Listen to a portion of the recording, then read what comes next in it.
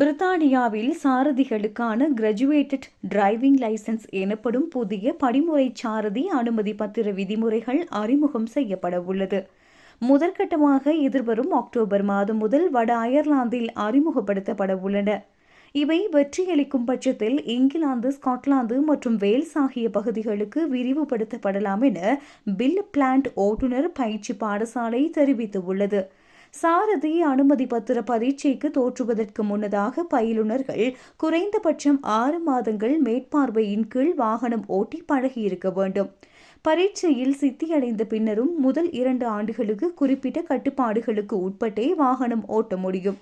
அத்துடன் வாகனத்தில் விசேட அடையாள அட்டைகளை காட்சிப்படுத்த வேண்டும். இளம் சாரதிகள் இரவு நேரங்களில் வாகனம் ஓட்டுவதற்கும் வாகனத்தில் ஏற்றி செல்லக்கூடிய பயணிகளின் எண்ணிக்கைக்கும் கட்டுப்பாடுகள் விதிக்கப்படும்.